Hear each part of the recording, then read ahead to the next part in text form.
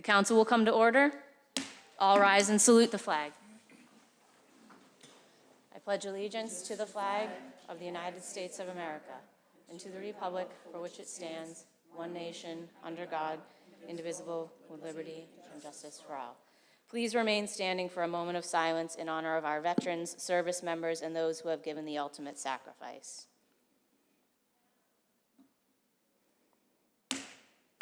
We will now have a land acknowledgement. We honor and acknowledge the Massachusetts, Pennacook, and Pawtucket peoples whose ancestral lands we now call home and on which we gather today. We express gratitude to the indigenous peoples who have cared for this land for generations, predating European colonization and continuing to the present. Moving forward, we are committed to ensuring that the histories, voices, and contributions of indigenous peoples are recognized and respected in the life of our city. The clerk will now call the roll. Councilor O'Malley, will you please put your camera on for the roll call?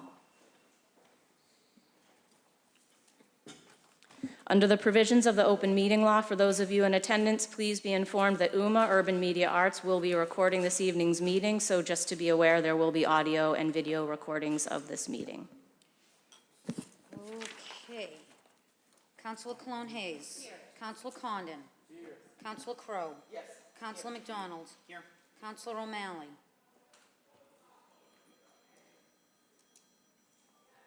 It appears that he's online, but he's not responding at the time. I'll come back to him. Councilor Sika? Here. Councilor Simonelli? Not here. Councilor Spadafora? Here. Councilor Taylor? Here. Councilor Winslow? Here. Council President Linehan? Here. Councilor O'Malley, are you with us this evening? I think that's mine.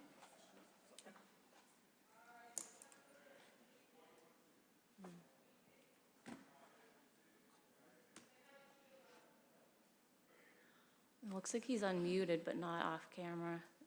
Oh. What do we need to do?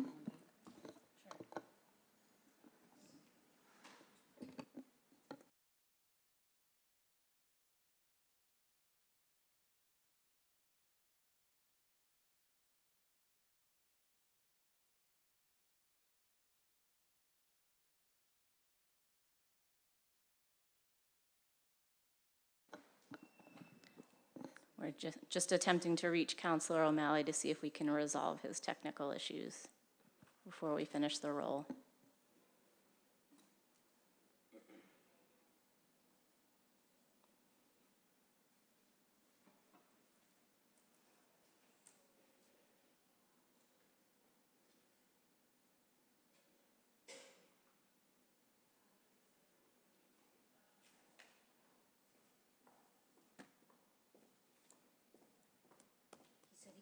Take attendance because we're muted. This happened last time, didn't it? Councilor O'Malley, are you with us now? Hi, yes, I'm here. So I'm here to be present, and I just want to do a point of order. Councilor Linehan is not the legitimate council president, so I'll be abstaining from this meeting. Thank you.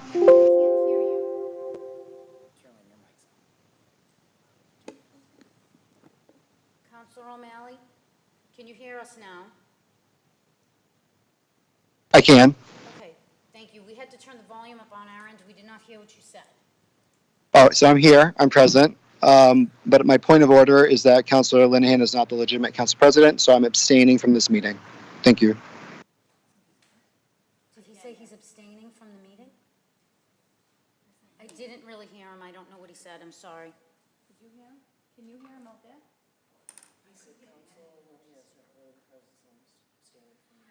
Okay, so what would you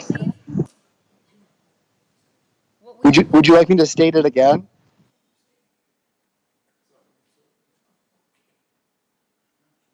Okay, he's abstaining. I can repeat it if you didn't hear me. Can he abstain from the roll call?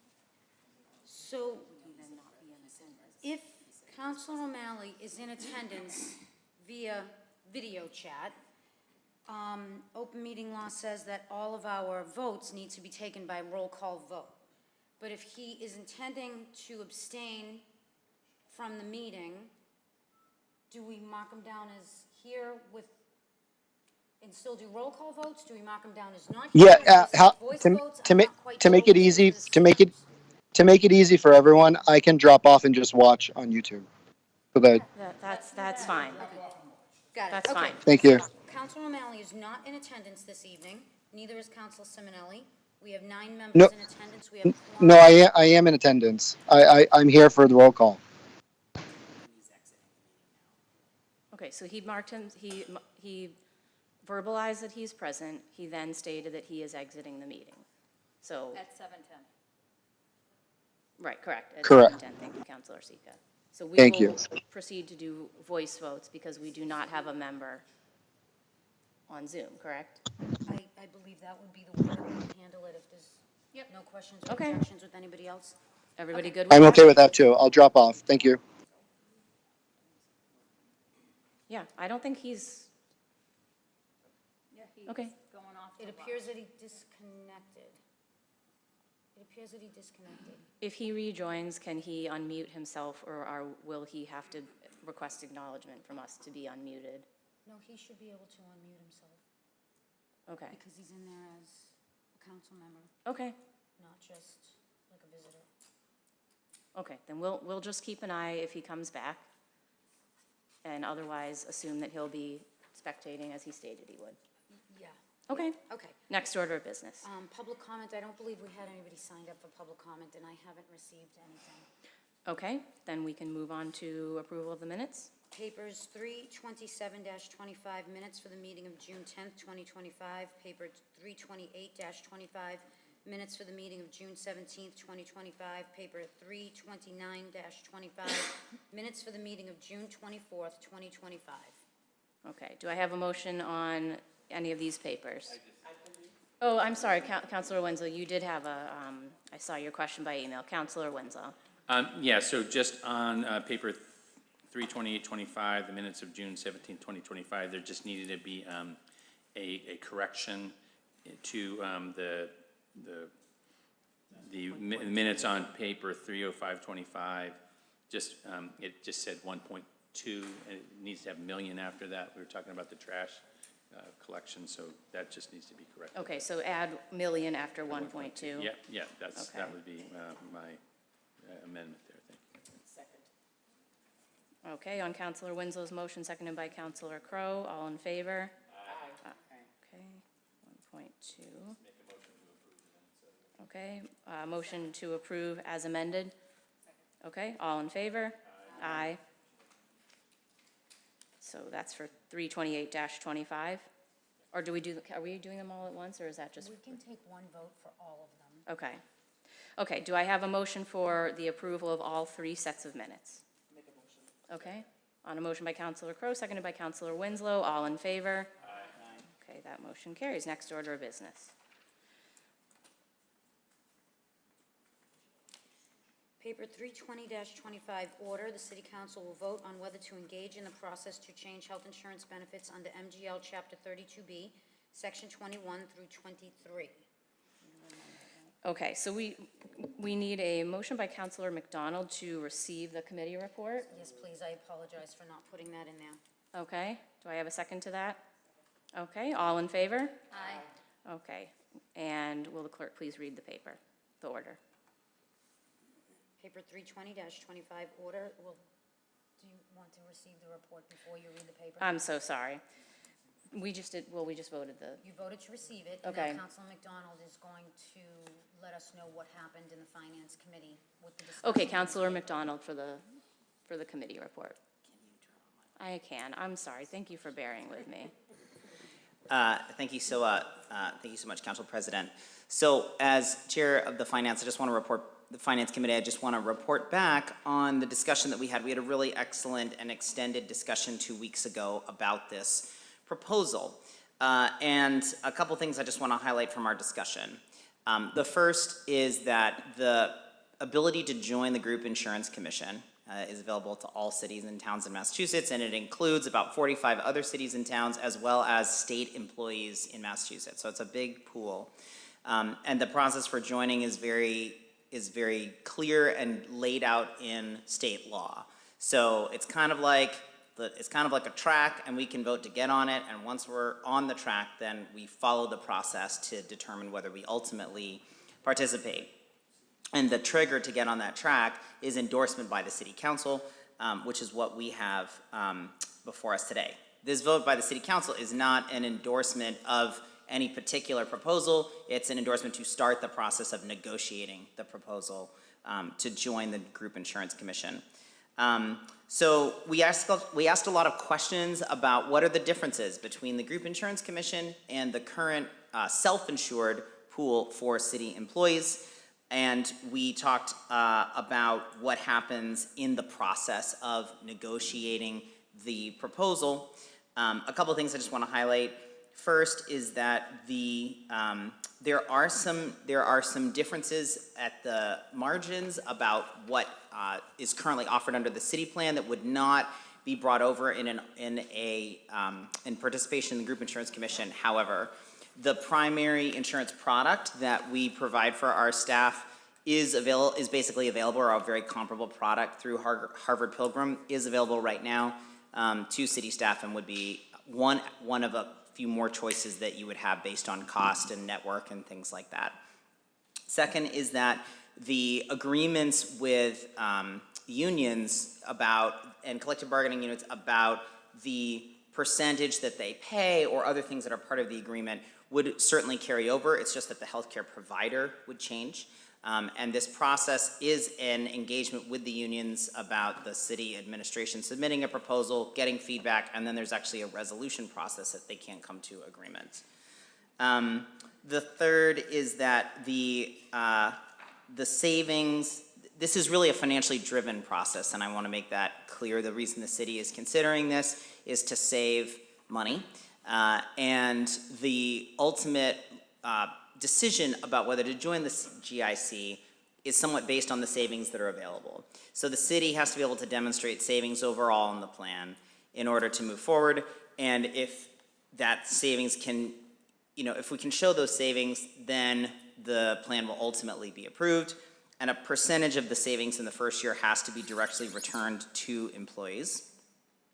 The vote on the proposal is based on weighted membership of the bargaining units, with 10% also for our retirees. So that's the initial review. The estimated savings that we discussed in the meeting was over $2 million in terms of the cost that would go down for the plan overall. So that's split between the city and the participants. That is a substantial savings. The reason that we're having this conversation, as I think folks know, is that the city budget for fiscal year 26, which we're now in, used $8.5 million in one-time funds.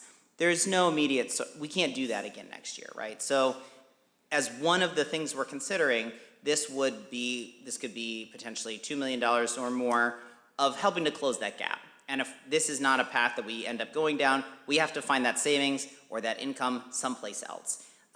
And I don't think that the choices, frankly, get any easier than this going forward.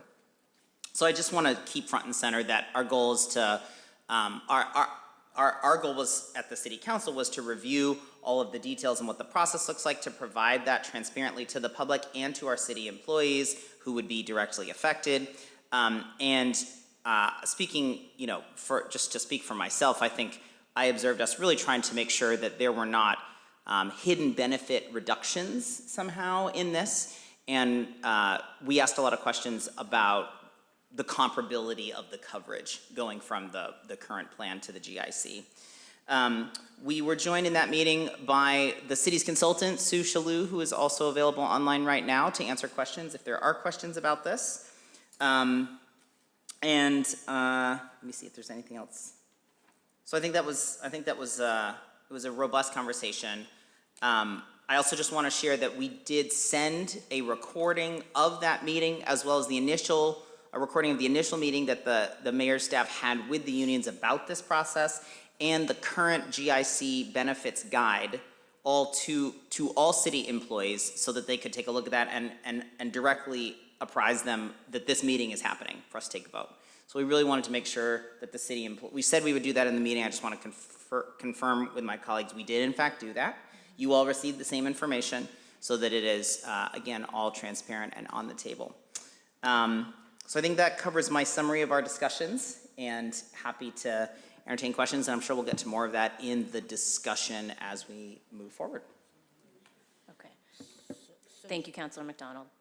Just once again, to read the paper into the record, paper 320-25, order that the City Council will vote on whether to engage in the process to change health insurance benefits under MGL Chapter 32B, Section 21 through 23. Can I say one? Yeah, of course. 1 second. There you go. Yeah, I apologize for not clarifying this. The committee did unanimously vote to recommend passage of this order back to the full council. So that wasn't specified in the agenda. Thank you, Councilor McDonald. Okay, do you see one light? Councilor Cologne-Hayes. Thank you. So I just wanted to add, thank you, that was a very thorough description of the meeting. And for anyone watching, that this process was going to be very open, that was one of the questions, and I like to hear that the members at City Hall will be involved in all processes before this decision is made to switch to healthcare. And the other was that my daughter we have some health issues, so I was listening about whether or not they would have to change doctors, because that's a very big point for someone. And it looks like there's 8 option plans for healthcare. There was like nuances in the difference that they could choose, and it sounded like there's a lot to choose from. So I'm hoping that's the case, because I know how important it is to keep your doctors, especially for those who have long-term health issues. So I feel confident that this will go and have some open discussions, and hopefully you'll be able to keep your doctor, or at least find one that's comparable. Thank you. Thank you, Councilor Cologne-Hayes. And I just wanted to point out, we do have a hand raised, a member of the public, I think.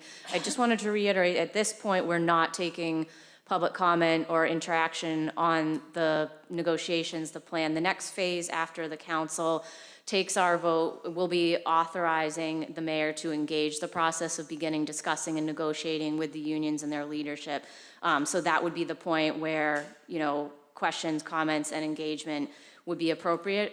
So apologies that we're not able to take those raised hands from the public at this time. But that next phase will be starting up at the conclusion of our vote tonight.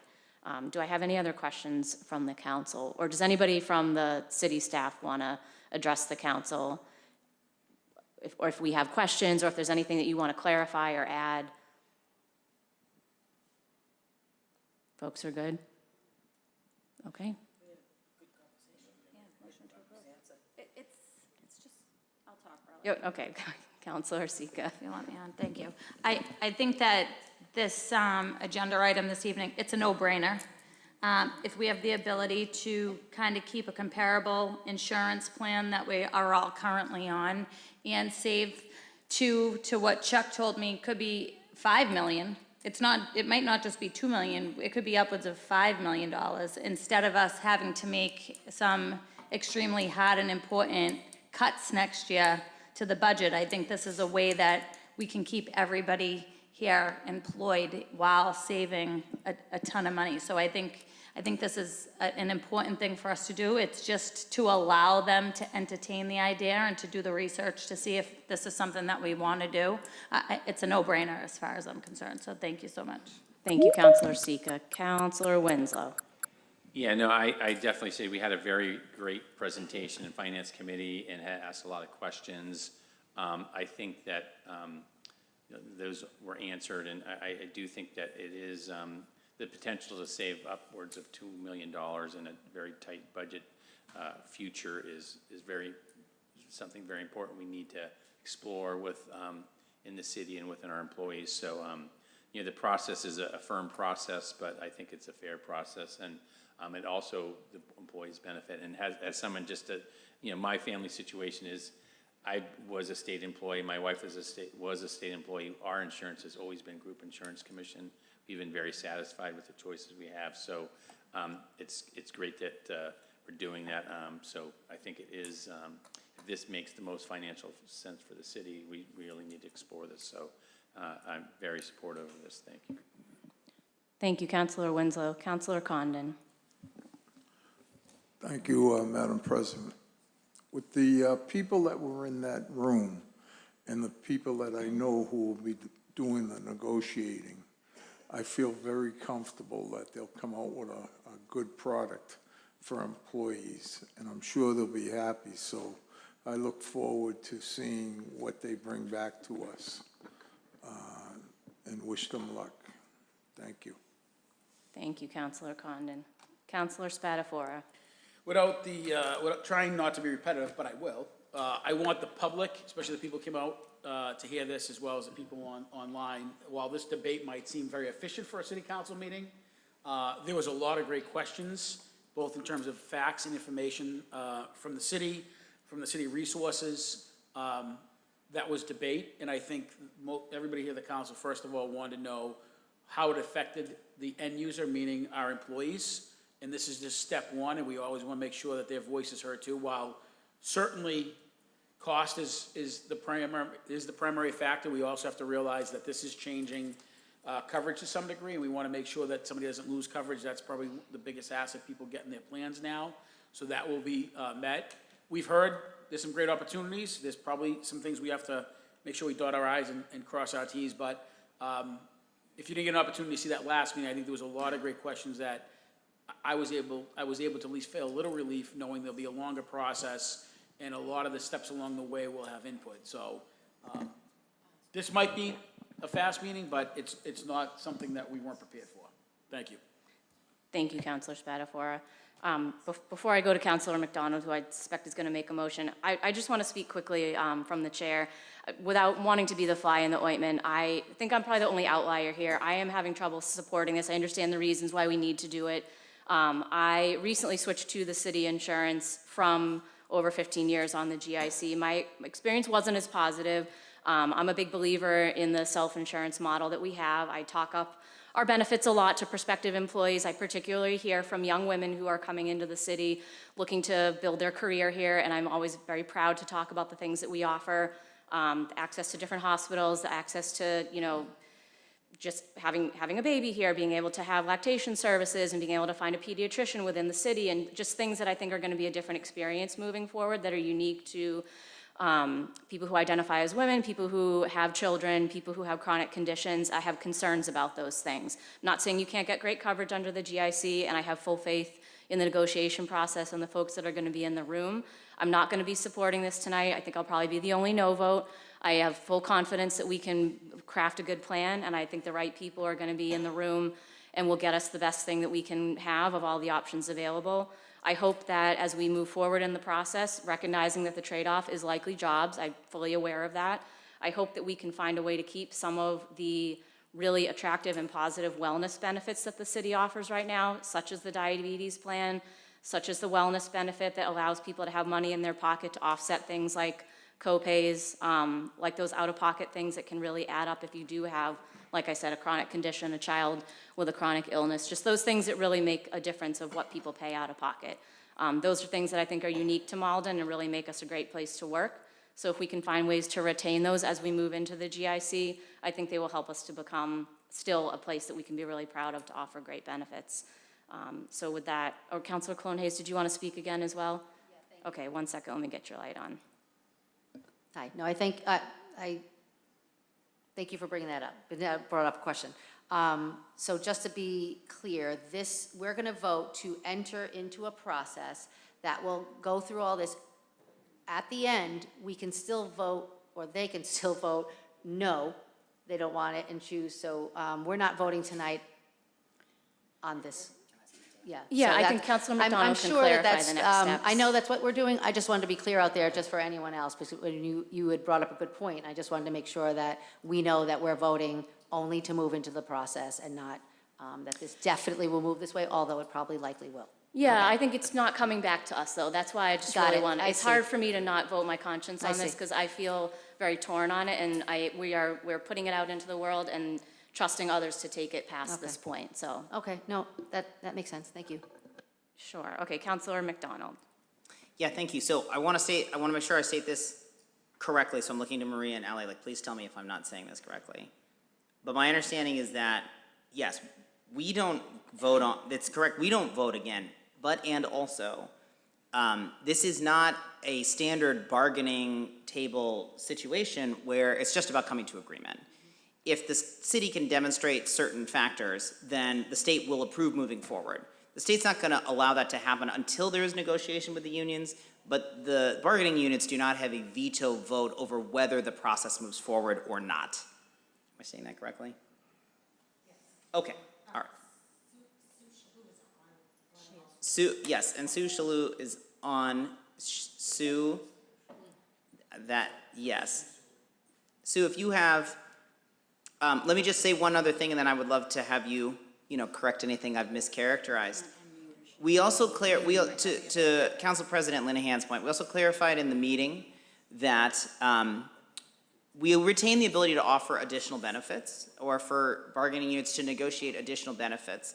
They may not be through the GIC, but they can be in addition to or in other formats. I think particularly if we're seeing more cost savings than we anticipate, then that will be a fruitful area of discussion, I have no doubt, because if y'all watched the meeting, we already talked about that. So I want to say, to me, it matters that we retain that flexibility, and I will be supporting this because, as you state, the trade-off here is pretty directly jobs. The only way to close this budget gap is to increase our revenue or reduce costs, and costs pretty much come from jobs. And so that's the bottom line for me, and so I will be supporting this paper. Sue, do you have anything you want to add that's important for us to consider? I don't think there's much more to add. I think you did a great recap of the meeting that we had with the Finance Committee. Everything you've stated is accurate. The vote tonight is simply to enter the process of negotiations. It's not to go into the GIC, although it does sound like that will be the most likely outcome. I can't remember if somebody mentioned, but as part of the process, the city does have to give back up to 25% of the first year savings back to the employees and retirees in mitigation for the change. So how that money is given back to the employees is also part of that negotiation. Thanks, Sue. I just want to repeat back what you said, this last piece, to make sure everybody heard that. So this 25% of savings in the first year that needs to go back to employees, the format or how that goes, how that sharing happens, that is definitely subject to any negotiations with bargaining units or other policies. So there are multiple ways to do that. One final thing I'll just add, it is possible to come back out of the GIC and self-insure. I believe there's a waiting period of, is it 3 years, Sue? It's 3 years? That's a great point. Yes. Okay, so you got to give it some time. This would be on a trajectory to take effect in July 1 of 2026, so fiscal year 27, if we move forward. And so it is possible to get out of the GIC. And I think that just one other piece to this is about the savings, and I want to clarify this, really come from sharing the risk in large claims with a much larger pool. And right now, the city's bearing that risk, and it's not working to our advantage financially, even though we retain more control to do some of these things. So I think that, just to be clear, is the trade-off that's on the table, is reducing that risk, reducing the cost. We were able to, look at the savings and see, like, it is actually cheaper. If we were in it, it would be cheaper for employees right now by, some amount of dollars per month. But there are trade-offs, and I think it's important to recognize that. Thank you. I would like to make a motion to approve this order. Okay, on a motion by Councilor McDonald, seconded by Councilor Sika, all in favor? Aye. I'm going to vote no. And I'm going to actually ask for a Roll call vote. Okay, that sounds like a good idea. Councilor Cologne Hayes. Yes. There we go. Thank you. Councilor Cologne Hayes said yes. Councilor Condon? Yes. Yes. Councilor Crowe? Yes. Yes. Councilor McDonald? Yes. Yes. Councilor Sika? Yes. Yes. Councilor Spatafora? Yes. Councilor Taylor? Yes. Councilor Winslow? Yes. Yes. Council President Linehan? No. No.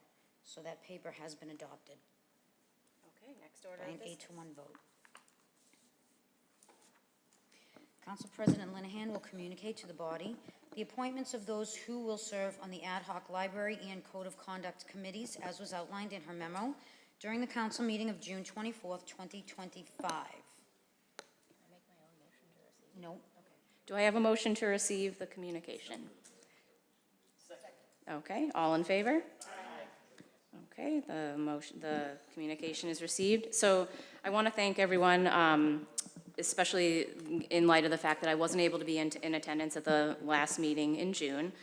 So just to review, these are the 2 ad hoc committees that I had put forth in my memo, but more importantly, these are committees that we had decided to implement prior to that, both because councilors had filed legislation indicating a desire to have a code of conduct initiative of some sort, and then earlier in June, we actually had voted as a body to create a committee to dig into the library issue. So as we probably remember, in mid-June, we discussed having a committee to really look at how the council and the library function together, and how the trustees and the council can work better together. So tonight, what I'm going to be announcing is an ad hoc library committee that I would like to be chaired by Councilor Winslow. Vice chair will be Councilor Taylor. Members will be Councilor Linehan and Councilor Condon. My hope is that this committee can produce a report with some recommendations and action items in the coming months. Councilor Winslow and I have chatted briefly about what this might entail. We're going to be talking obviously a lot more as we get this effort started about timeline and specifics, and we will be reporting back as the process gets started. But this is important work that I am excited about and want to thank Councilor Winslow for being willing to take on. The next committee is the Code of Conduct Ad Hoc Committee, which, as I had outlined in my memo, is something that many of you have identified over the years, something that we want to dig into as a group. I'm hoping it will be something that we can come to an agreement on together in a collaborative manner, again, because it's arisen from the group as a desire and something that we want to come up with amongst ourselves to govern things like boundaries, behavior, and things that would be in supplement to what's already in our rule book, but that can help us work together more effectively and govern behavior that pops up and is troublesome to ourselves and gets us off track, and that we would like to avoid happening in the future and keep us more productive. So as I said, this is a goal that many of us have identified. In light of that, I've looked back to see who has filed legislation about this. I know we've tried to move it forward. We have, for various reasons, not been successful. I've asked Councilor McDonald to chair this committee. I would love to have Councilor Cologne Hayes be the vice chair, and for the members, I would love to have Councilor Crowe and Councilor Sika join this committee. So I want to thank everybody for being so willing to join these 2 committees. This is really important work. I think there's, again, if we can be open-minded to this, I think there's going to be some positives that will come out of this. We can talk more over the coming weeks about schedule, about outcomes, but I'm excited for this. I really want to thank everybody for being willing to step up, and if folks have any questions or comments, I would welcome discussion. And I somehow zoomed way out on my screen, so give me one moment to get everyone back. Councilor Winslow. Yeah, no, I thank you for advancing the plan for the committee, and I am willing to chair it. I mean, one of the things I just want to emphasize is my focus is really wants to create a dialogue between the council and the trustees, really educate ourselves. I think the passion that we saw about what happened in June shows that a lot of people care about the institution, and I think that that's actually an opportunity we have to understand. So, but I think the way it came about was the wrong way. So I think having a dialogue, confident the members that Councilor Linehan has chosen are going to really be focused on dialogue, and that's really to educate ourselves and just the library's been a great institution for the city for over 100 years, and what we want to do is have that discussion so that we can make sure that it's on its way for the next 100 years. So that's really the spirit I want to bring. Thank you. Great. Thank you, Councilor Winslow. Councilor McDonald. Thank you so much, Council President, and I'm happy to agree to serve in this role and work with my good colleagues. What I want to say about this is that even though we're calling this the Code of Conduct Committee, what I really see this as about is, one, norms and practices that we don't just assume, but we state explicitly about how we show up with our best selves and best capacity in our meetings and our work. And 2, that we really talk about how we disagree and how we engage in appropriate and productive conflict. We are elected officials. It is not assumed that we would all agree about anything. That's why we vote.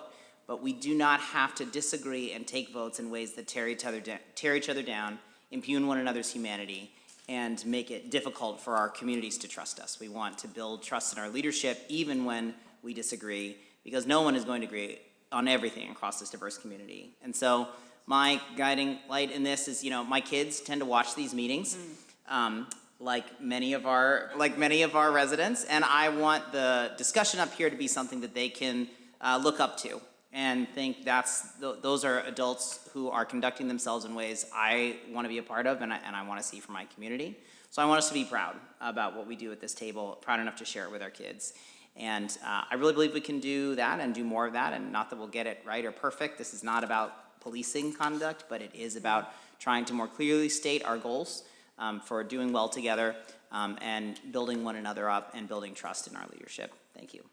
Thank you, Councilor McDonald. Councilor Cologne Hayes. Thank you. Just wondering do you have something in writing? I was starting to take notes on who's what, and then I just didn't. That you can send us afterwards, maybe? Absolutely. Okay, great. And thank you for, I was one of the ones who, I think I might have put it up twice to review this norms over the years. So I'm very excited this moved forward. Happy to share that lead with my colleague because I think it is very important. I've said it over and over that we shouldn't all agree. That's why we're all here. We shouldn't all agree. But we shouldn't, we should act professionally when we do and leave it all here and walk out that door and come back in the next time just ready to get to work. So I'm really hoping that we can get that done. So thank you very much. And sorry, did you want to say something? Oh, okay, thank you. Okay. Thank you. Yeah, and I do just want to acknowledge your leadership in bringing this up before. I think what I observed looking back through a lot of our minutes is that when this has come up before, it's been really in the wake of, like, something has happened where we've all been very upset and we've tried to address it and we've been, I think folks get tired or burnt out or we're ready for a break, and it's like it never gets addressed because people are focused on having the recess and moving past whatever happened that folks were disagreeing on, and I'm hoping that this is the time that we can really dig into it. I've seen a lot of great examples from around the country where other elected bodies have developed norms. There's good examples out there. I know a lot of us have professional expertise that we can bring to the table. I really am hoping that this is something that we can find to be a positive experience. I think these committees are intentionally small with really defined scopes, so that I'm hoping that this is just, we can get specific work done and it'll be a positive experience. So again, I just want to thank everybody for being willing to take on these leadership roles with a tight turnaround time. So with that, I think we can move on to the next order of business. The docket is clear. All right, does anybody have personal privilege? I do. Okay, Councilor Ch. Might as well take advantage of it since we're on television. Tomorrow night is August 13th from 6 to 7:30 down Linden Park. Councilor Spadafora and myself, along with the Malden Rec Department, have our annual color party for the kids. It's a lot of fun. The kids come dressed in white and they receive colorful little packets of powder that when the DJ announces 1, 2, 3, they throw it up in the air, and at the end of it, everyone is all these beautiful pastel colors. It's a lot of, it's a messy event, but it is a fun event that the kids enjoy. So tomorrow from 6 to 7:30 down Linden Park for that. And I had the pleasure of spending the afternoon at the Teen Center today, filling backpacks for our annual backpack drive. That's going to be held next Wednesday, August 20th. I can't believe we're already talking about back to school and school supplies. I feel like I just finished 4th of July yesterday. But 2:30 to 4:30 is the backpack drive down Linden Park in the parking lot.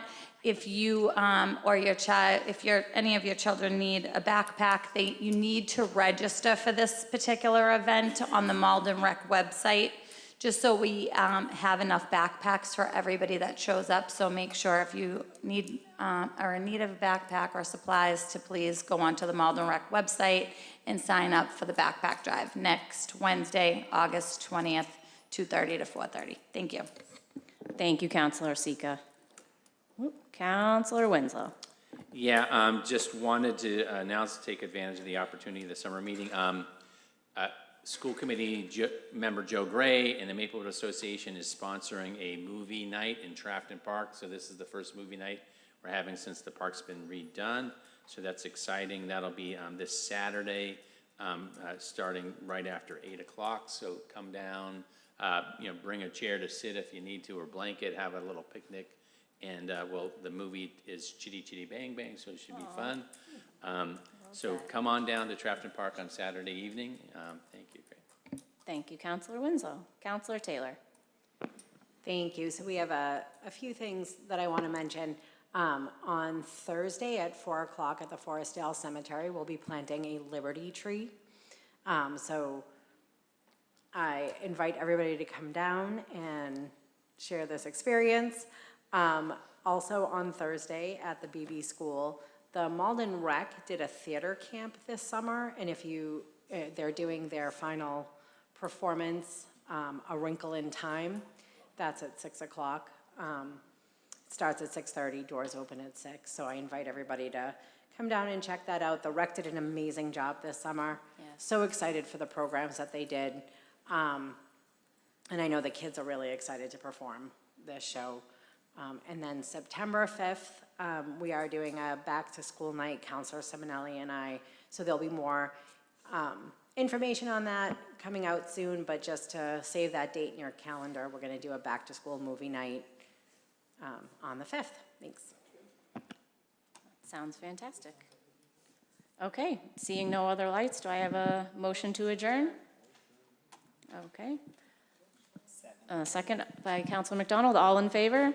Aye. Okay, we are adjourned at 7:46. Thank you, everyone. Good night, Santa, if you're late. That's why I couldn't.